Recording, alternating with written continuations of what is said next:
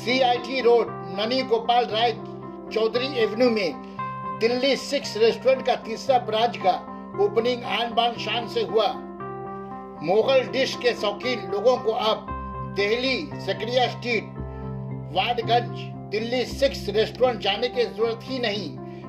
बाग circus, Rupan street, Baniapukur, Intali, पद्मापुकुर, फूल बगान के लोगों के इसरार पर जकरिया स्ट्रीट और वाडगंज के बाद CIT रोड में दिल्ली 6 रेस्टोरेंट का तीसरा शाख का ओपनिंग किया गया।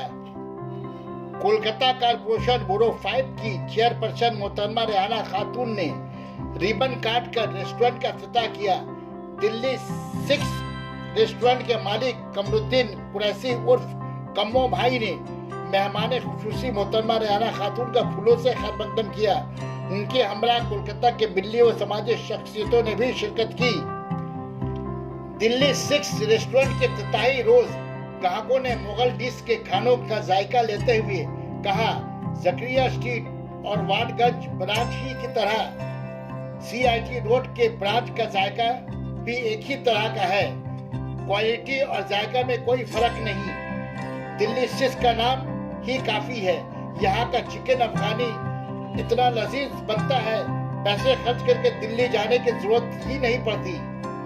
दिल्ली 6 रेस्टोरेंट पूरे कोलकाता में नहीं बल्कि बहुत जल्द ही शहर कोलकाता के दूसरे इलाकों में भी मशहूर हो जाएगा।